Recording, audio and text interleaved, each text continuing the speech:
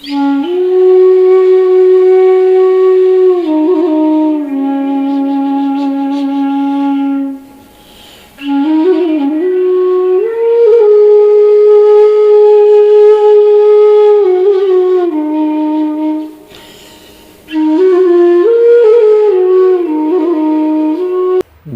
শ্রদ্ধা ও প্রণাম, ছোটদের স্নেহ ভালোবাসা জানিয়ে আজকের ভিডিও শুরু করলাম। টপিক নিয়ে আলোচনা শুরু করছি। আজকে আমাকে একটু ভিন্ন পরিবেশে দেখছেন, চতুর্দিকে আমার ফুল গাছ। এটা হয়তো ঠাকুরেরই ইচ্ছা, যাক আপনাদের নিশ্চয়ই হয়তো ভালো লাগছে। এটার মূল কারণ হলো আজকে কারেন্ট নেই, ঘরে বসেই তো এই ভিডিও শ্যুটগুলো করছি নিজের মোবাইলে। তো আজকে কারেন্ট নেই, ঘরের ভেতর অন্ধকার, কী করা যায়, ভাবলাম যে বাইরেই একটু ফুল গাছগুলোকে সাজিয়ে নিয়ে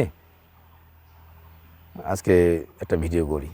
নিশ্চয়ই আপনাদের ভালো লাগছে। আমি যে মন্দিরে থাকি, সৎসঙ্গ বিহার দেওয়ানগঞ্জ, তো সেখানে এই ফুল গাছগুলো খুব আনন্দ হয় আমার দেখে, কারণ এগুলো আমার নিজে হাতে লাগানো, পরিচর্যা করা, তো প্রতিটা মুহূর্তে এর পেছনে লেগে থাকি। নিজে হাতে করার পেছনে তো একটা আনন্দ থাকে আলাদা রকম। তো যাই হোক, আজকে আপনাদের এই গাছগুলো দেখাতে পারছি বলে নিজেকে আনন্দ হচ্ছে। আরও অনেক গাছ আছে, একদিন ভাবছি একদিন এই ফুল গাছের একটা বাগানের একটা ভিডিও করব। নিশ্চয়ই আপনার ভালো লাগছে। এই গাছগুলো অল্প, এগুলো বেশিরভাগ আমার এই যে গাছগুলো আছে, এই যে বাংলায় এক ধরনের কাগজ ফুল বলি আমরা, আর অ্যাকচুয়ালি বোগেনভেলিয়ার নাম। আর বিশ্বকবি রবীন্দ্রনাথ এর নাম দিয়েছেন বাগান বিলাস। সত্যি নাম সার্থক, বিলাসিতা বাড়িয়ে দেয় বাগানের। খুব সুন্দর বিভিন্ন কালারের এই ফুলগুলো, হলুদ, তবে অনেক ফুল ঝরে গেছে, আরও কিছু অন্য জায়গায় অনেক আছে, অল্প কয়েকটা সাজিয়েছি আর কি। এটা একটু কী বলবো, এটাকে মেরুন টাইপের বলা যেতে পারে, আর তো ক্রিম কালার এটা। যাই হোক, তো আজকের যে টপিক খুব ইম্পর্টেন্ট, আমার মনে হয় এই টপিকটি শুনলে আমাদের সবারই কাজে লাগবে, কারণ বেশিরভাগ সমস্যাগুলো আমাদের কিন্তু সবারই কমন। আর কিছু থাকে সবারই আলাদা আলাদা, কিন্তু কমন সমস্যাগুলোই আমাদের, সবার সমস্যাগুলি কম বেশি একই রকম থাকে। যে আমাদের জন্মগত সূত্রে আমরা কিছু ঋণী হয়ে থাকি, শাস্ত্রে বলে, সেটা হচ্ছে দেবঋণ, ঋষি ঋণ, পিতৃঋণ। এগুলো শোধ করার উপায় শাস্ত্রে বলে দেওয়া আছে। যেমন দেবঋণ শোধ করতে হলে দেবদেবীর পুজো অর্চনা ইত্যাদি করতে হয়। আবার ঋষি ঋণ ওই বেদাভ্যাস, অর্থাৎ বেদ শাস্ত্র ইত্যাদি পড়ে সেগুলোর প্রচার করলেও অনেকটা দেবঋণ থেকে আমরা, মানে ঋষি ঋণ থেকে আমরা মুক্ত হই। আবার পিতৃঋণ, যে পিতৃপুরুষের যে ঋণ, আমরা পিতৃঋণ এগুলো থেকে মুক্ত হতে গেলে আমাদের যে পিতৃত্ব অর্পণ করতে হয়, বাবা মা মারা যাদের যায়, আর বেঁচে থাকতে গেলে তো তাদের জন্য সেবা যত্ন করতেই হয়। তো এইভাবে কিন্তু ঋণগুলো শোধ করার উপায় আমাদের শাস্ত্রে বলে দিয়েছে। তো যাই হোক, এছাড়াও কিন্তু আমাদের অনেক ঋণ আমরা নিয়ে থাকি সমাজে। আমরা প্রত্যেকের কাছে ঋণী বলতে গেলে। হ্যাঁ, আমি যেমন আমার নিজের ব্যক্তিগতভাবে একটা আক্ষেপ রয়ে গেছে যে আমার বাবা হঠাৎ করে চলে যাওয়ার ফলে আমি কিন্তু তার সেবা যত্ন যতটা করা উচিত ছিল ততটা তখন বুঝিও নি, আর সেটা করতে পারলাম না। আজও আফসোস রয়ে গেছে। তো ভাবি মাঝে মাঝে, সত্যি তো এই পিতা ঋণ, মানে সেবা ঠিক মতো করা হলো না, তো এটা ঋণী হয়ে আমি আছি। তো কী করে এই ঋণ শোধ করবো, এই প্রশ্নটা আমারও ছিল। তো ঠাকুরের একটা বই পড়তে গিয়ে সুন্দর একটা সমাধান পেলাম। আগেও জানতাম, তবুও ঠাকুরের বই পড়তে গিয়ে সুন্দর একটা সমাধান পেলাম, সেটা আমি আজকে আপনাদের সবাইকে জানাচ্ছি। কারণ আমরা বিভিন্ন ঋণে ঋণী হয়ে আছি। কোনো একটা মানুষের কাছে কোনো একটা হেল্প পেলাম, সহযোগিতা পেলাম, কিন্তু সেই মানুষটার সাথে পরবর্তীকালে আর দেখা হলো না। আমি তার ঋণ কী করে শোধ করব, এটা একটা প্রশ্ন থেকে যায়।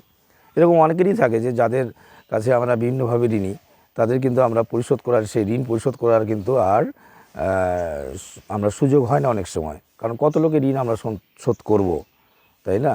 তো সেক্ষেত্রে সেটার উপায় কি আছে, ঠাকুর কি বললেন সেটা আমরা শুনে নিই। ঠাকুর পুজো হচ্ছে। মন্দিরে। তো যাই হোক, তো প্রফুল্ল প্রফুল্ল বলে একজন ঠাকুরকে প্রশ্ন করলেন।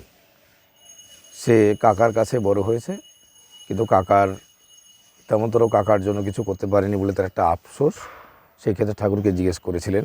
তো আমি সেগুলো পাঠ করে শোনাই। আমি তো বই থেকেই সব কিছু বলি, তাহলে বুঝতেও আমাদের সুবিধে হয়। ঠাকুরের কথা দিয়েই সব কিছু আমরা পেয়ে যাচ্ছি উত্তরগুলো।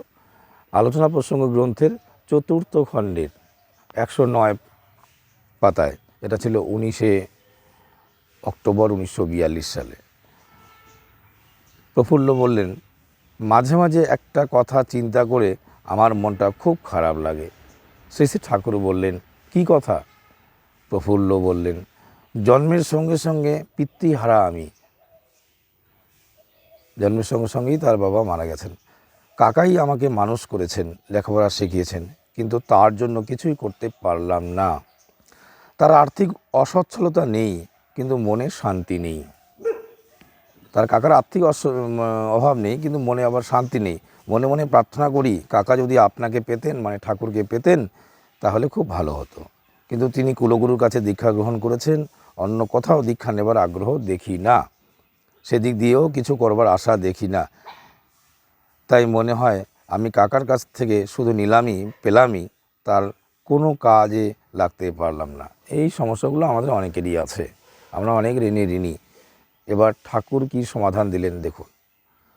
শ্রী শ্রী ঠাকুর বললেন, ইষ্ট সেবা যদি ঠিকভাবে করা যায়, তবে তার ভিতর দিয়ে সবার সব ঋণ শোধ হয়। সবার যত রকম ঋণ আছে, যদি আমরা ইষ্ট সেবা ঠিক মতো করি, তবে সবার সব ঋণ শোধ হয়ে যায়। কারণ ইষ্ট সেবা মানে মূর্ত লোকমঙ্গলের সেবা, অর্থাৎ বাস্তব লোকমঙ্গলের সেবা। কারণ তার প্রেরণাতেই মানুষের মধ্যে লোকমঙ্গল প্রবৃত্তি গজিয়ে ওঠে। আর সেই লোকমঙ্গলের মধ্যে নেই এমন লোক নেই। তুমি যদি মানুষের জন্য সত্যই মঙ্গলকর কিছু করতে পারো, আর সেই মঙ্গলকর কিছু করার যোগ্যতা লাভের মূলে যদি থাকেন তোমার কাকা, তিনিও যে তার ফলে পরমপিতার বিশেষ করুণা লাভ করবেন, তাতেও কোনো সন্দেহ নেই। শাস্ত্রে বলে, সদ্গুরু লাভ করলে ত্রিকোটি কুল উদ্ধার হয়। এটা শাস্ত্রের কথা। সদ্গুরু লাভ হলে ত্রিকোটি কুল উদ্ধার হয়।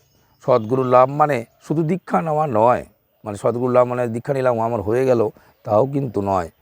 তিনি বললেন, সদ্গুরু লাভ মানে শুধু দীক্ষা নেওয়া নয়, সদ্গুরু তোমাকে পেয়ে বসবেন। যেমন মানুষকে ভূতে পায়, যেমন মানুষকে ভূতে ধরে আমরা শুনেছি, তখন সেই মানুষটি যে নাচে হাসে, সবটা নাকি ওই ভূতটাই করায়।